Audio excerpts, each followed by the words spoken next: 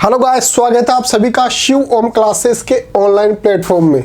अगर आपको अपनी क्लास का कंप्लीट स्टडी मटेरियल चाहिए हो, जैसे नोट्स वगैरह, और वो भी बिल्कुल फ्री के अंदर, तो अभी प्ले स्टोर पे जाना और शिव ओम क्लासेस नाम से हमारी जो ऐप है वो डाउनलोड कर लेना। अब अपना टॉपिक शुरू करते हैं। हम मुहावरे और लोकोक्तियाँ पढ़ रहे थे, ये पार्ट 2 है।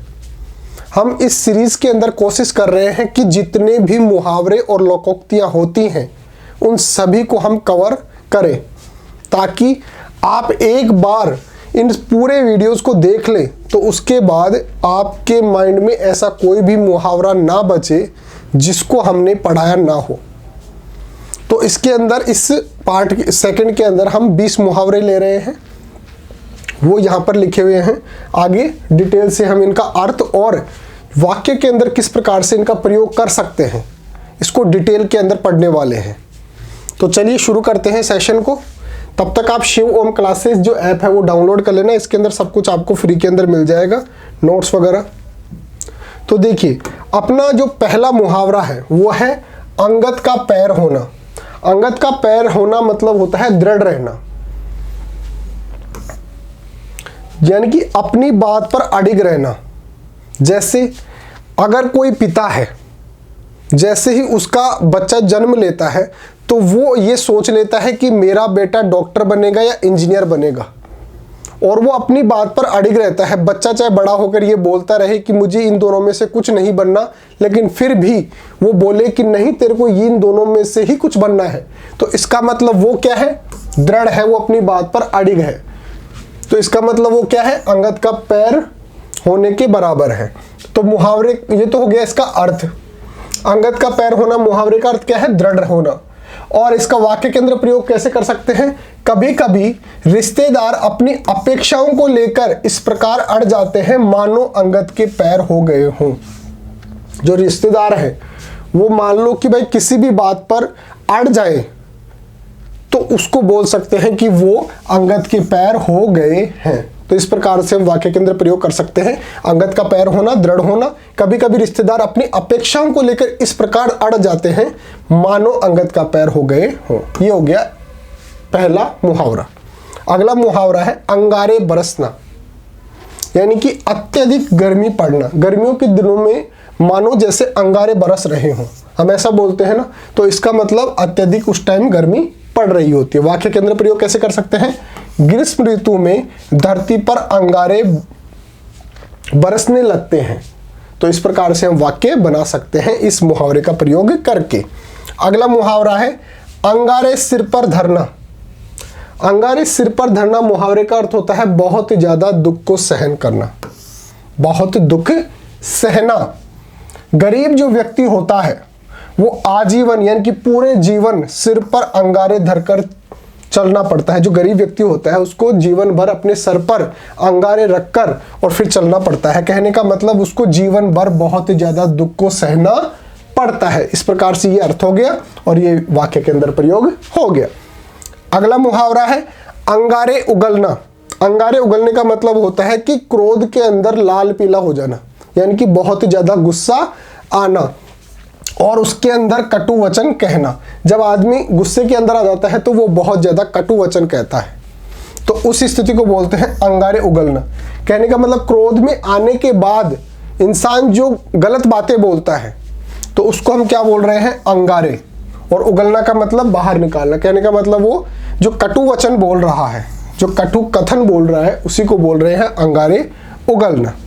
अब सर इसका वाक्य के अंदर प्रयोग, अभिमन्यु की चक्रव्यूह मृत्यु के बाद अर्जुन कौरवों पर अंगारे उगलने लगा। कहने का मतलब उनको कटु वचन कहने लगा, कटु कथन कहने लगा, गुस्से के अंदर लाल पीला हो गया और उनको बहुत ज्यादा कटु वचन कहने लग गया। फिर अगला मुहावरा है अंगारों पर पैर रखना, यानी कि संकटपूर्ण कार्य करना, यानी कि ऐसा कोई कार्य करना जिसके अंदर संकट हो। तो अंगारों पर पैर रखना मतलब संकटपूर्ण कार्य करना। और इसका वाक्य के अंदर प्रयोग, सर्कस में शेरों के बीच कार्य करना आसान नहीं है, अंगारों पर पैर रखना है। तो इस प्रकार से अंगारों पर पैर रखना मुहावरे का अर्थ क्या है? संकटपूर्ण कार्य करना, ऐसा कोई भी कार्य करना जिसके अंदर संकट निश्चित रूप से हो। अंगारे उगलना मतलब क्रोध में लाल पीना होना और कटु वचन कहना, दोनों एक ही बात है। अंगारे सिर पर धरना, बहुत दुख सहना, गरीब व्यक्ति जो होता है वो जिंदगी भर बहुत ज़्यादा दुख सहता है, उस संदर्भ में हम इसको यूज कर सकते हैं। अंगारे बरसना, अत्यधिक गर्मी पड़ना। अंगद का पैर होना यानी कि अपनी बात पर दृढ़ रहना। तो आगे बढ़ते हैं।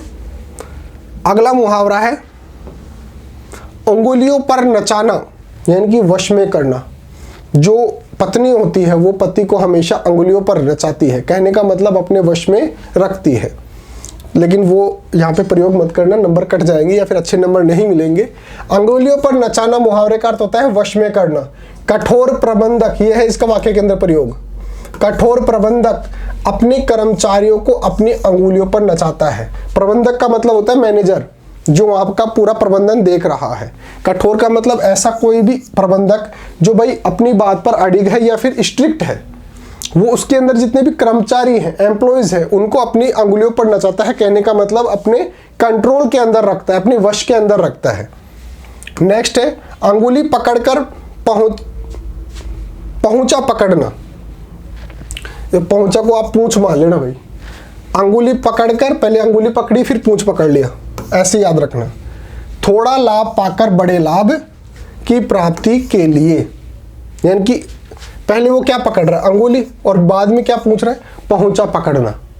तो थोड़े लाभ पाकर और फिर बड़े लाभ के प्राप्ति के लिए बढ़ना। पहले उसने थोड़ा लाभ प्राप्त किया, अब बड़े लाभ की तरफ आगे बढ़ रहा है। स्वार्थी लोग पहले किसी सामर्थ्यवान की अंगुली पकड़ते हैं और कुछ समय बाद उसका पहुंचा पकड़ने लग जाते हैं। जो स्वार्थी लोग होते हैं वो क्या करते हैं कि भाई पहले तो उसकी अंगुली पकड़ के और फिर अपना कुछ थोड़ा बहुत काम निकाल लेते हैं, और फिर जैसे उनको मौका मिलता है वो उसको साइड कर देते हैं और अपना काम साधने लग जाते हैं। इस प्रकार हम इसका प्रयोग कर सकते हैं, काफ़ी इंपॉर्टेंट है। अंगुली पकड़कर पहुंचा पकड़ना मतलब थोड़ा लाभ पाकर बड़े लाभ की प्राप्ति के लिए बढ़ना। स्वार्थी लोग पहले किसी सामर्थ्यवान की अंगुली पकड़ते हैं और कुछ समय बाद उसका पहुंचा पकड़ने लग जाते हैं, कहने का मतलब उसी को साइड में करने लग जाते हैं जिससे उन्होंने वो चीज़ सीखी है। नेक्स्ट है अंडे सेना, घर में ही बैठे रहना, मतलब कोई काम नहीं करना, सारे दिन अंडे सेक रहा है। बाहर निकलो, कुछ काम करो, घर में ही पड़े पड़े अंडे सेते रहने से कुछ नहीं होगा। तो अंडे सेतने का मतलब क्या हो गया? घर में ही बैठे रहना।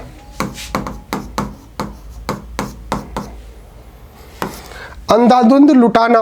अंधाधुंध मतलब जैसे अंधा व्यक्ति होता है उसको पता ही नहीं होता कि भाई अपने पास जेब के अंदर 500 का नोट है, 1000 का है, 2000 का है, कुछ भी नहीं पता, फिर भी वो लुटा रहा है, ऐसे सोच रहा है भाई 10 के नोट लुटा रहे। तो इसका मतलब क्या होगा? अंधाधुंध लुटाने का मतलब क्या हो गया? अर्थ या फिर धन। अर्थ का मतलब पैसा जरूरी नहीं है, प्रॉपर्टी वगैरह कुछ भी हो सकती है। धन का अपव्यय करना, जहां पर जरूरत नहीं है वहां पर भी व्यय करना। तो अंधाधुंध लुटाने का अर्थ क्या हो गया? अर्थ या फिर धन का अपव्यय करना। शराब की बुरी लत लगने के कारण बेटे ने पिता की संपत्ति को अंधाधुंध लुटा दिया। इस प्रकार से हम इसका वाक्य के अंदर प्रयोग कर सकते हैं। नेक्स्ट है अंधेर खाता। अंधेर खाता का मतलब होता है नियम के विरुद्ध जाकर कोई कार्य करना। नियम के विरुद्ध कार्य करना। अब सर इसका वाक्य के अंदर प्रयोग क्या होगा? आज नौकरी पाने के लिए सिफारिश से अयोग्य व्यक्ति का भी चयन हो जाता है। जो अयोग्य व्यक्ति है उसका भी चयन हो जाता है, उसका भी चयन हो रहा है। इसका मतलब वाह क्या अंधेर खाता है, यानी कि जो जितने भी काम हो रहे हैं वो नियम के विरुद्ध जाकर हो रहे हैं। वैसे नियम क्या है? जो योग्य व्यक्ति है उसी को नौकरी मिलनी चाहिए, लेकिन सिफारिश के आधार पर जो अयोग्य व्यक्ति है उसको नौकरी मिल रही है। इसका मतलब नियम के विरुद्ध कार्य हो रहा है, अंधेर खाता चल रहा है। तो आगे बढ़ते हैं। नेक्स्ट है अकल का अंधा होना, यानी कि महामूर्ख होना। अकल का अंधा होने का मतलब क्या है? महामूर्ख होना। समझदार व्यक्ति भी कभी कभी अहंकार के वशीभूत होकर गलत आचरण कर अकल के अंधे हो जाते हैं। यानी कि जो समझदार व्यक्ति है जो हमेशा समझ से काम लेता है, लेकिन कभी कभी उनके अंदर जब अहंकार आ जाता है तो वो उस अहंकार के चक्कर के अंदर ऐसा आचरण कर देते हैं, ऐसा व्यवहार कर देते हैं जैसे मान लो कि वो अकल के अंधे हैं, यानी कि महामूर्ख है। नेक्स्ट है अकल का दुश्मन होना। अकल का दुश्मन होना मतलब मूर्ख होना। अनपढ़ लोग अकल के दुश्मन होते हैं, जनसंख्या बढ़ाते हैं और गरीब बने रहते हैं। जो अनपढ़ लोग हैं उनको सारी चीजें पता नहीं होती भाई जनसंख्या बढ़ने से क्या है। कहने का मतलब वो अपने परिवार तक ही सीमित रहते हैं कि भाई अपने परिवार का हम भरण पोषण कर सकते हैं या नहीं, एक देश के स्तर पर नहीं सोचते हैं। तो इसकी वजह से क्या होता है, अकल का दुश्मन होना मतलब मूर्ख होना। अनपढ़ लोग अकल के दुश्मन होते हैं, जनसंख्या बढ़ाते हैं और गरीब बने रहते हैं, क्योंकि उनके पास इतने रिसोर्सेज भी नहीं होते कि जितने बच्चे उन्होंने पैदा किए हैं उनका भी भरण पोषण कर सके। नेक्स्ट है अकल का पुतला। असाधारण बुद्धिमान होना या ज्ञानी होना या फिर विद्वान होना।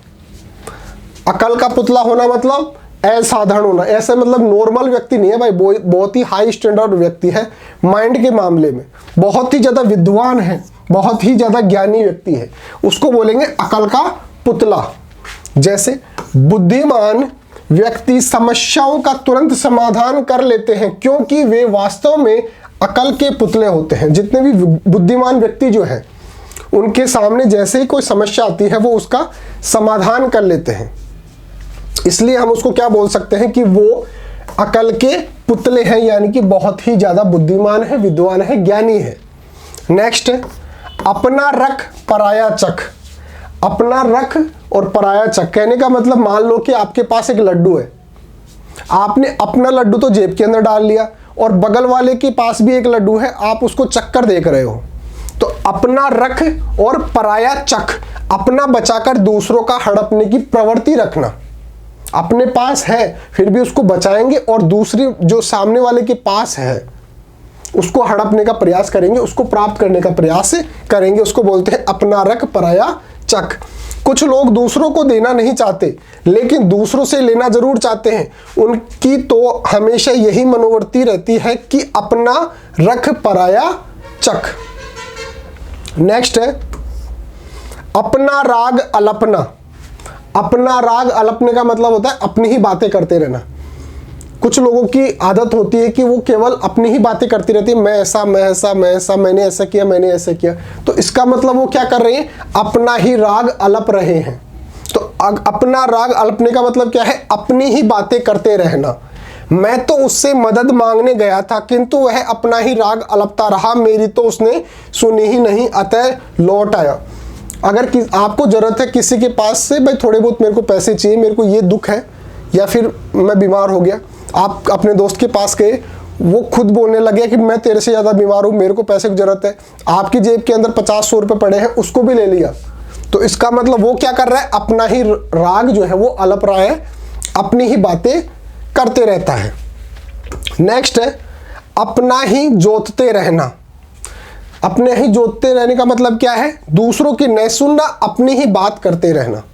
सामने वाला क्या बोल रहा है उसको तो सुनना ही नहीं है, केवल अपनी ही बातें करते रहना है। अहंकारी व्यक्ति दूसरों की नहीं सुनता, अपना ही जोतता रहता है। आगे बढ़ते हैं। नेक्स्ट है अपना सा मुंह लेकर रह जाना। अपना सा मुंह लेकर रह जाना, अगर किसी भी व्यक्ति को सफलता नहीं मिलती है तो वो लज्जित हो जाता है। उस कंडीशन के लिए हम यूज कर सकते हैं अपना सा मुंह लेकर रह जाना, मतलब असफल होने पर लज्जित होना। महेश पढ़ाई को लेकर लापरवाह था और जब परीक्षा में अनुत्तीर्ण हुआ तो वह अपना सा मुंह लेकर रह गया। ये इसका वाक्य के अंदर प्रयोग हो गया। नेक्स्ट बढ़ते हैं अपनी खाल में मस्त रहना। अपनी खाल में मस्त रहना मतलब जितना भी अपने पास है, जितना भी भगवान ने अपने पास दिया है उसी में खुश रहना, यानी अपने आप में ही संतुष्ट रहना। अपने आप में संतुष्ट रहना, जितना भगवान दे रहा है, 10,000 रुपये दे रहा है उसी में अपना भरण पोषण करना, 20,000 दे रहा है तो 20,000 में भी करना, 5,000 दे रहा है तो उसमें भी अपना भरण पोषण करना, यानी कि जितना अपने आप में वो क्या है, पूर्ण रूप से संतुष्ट है। देखिए संतोषी व्यक्ति दीन दुनिया से बेखबर रहकर अपनी ही खाल में मस्त रहता है। उसको कोई मतलब नहीं मेरे बगल वाला 50,000 रुपये कमा रहा है, 1,00,000 रुपये कमा रहा है। वो अपनी खाल के अंदर मस्त है कि मैं जो हूं वो खुश हूं। अगला है अपनी खिचड़ी अलग पकाना। अपनी खिचड़ी अलग पकाना मुहावरे का अर्थ है अपनी बात सबसे अलग रखना।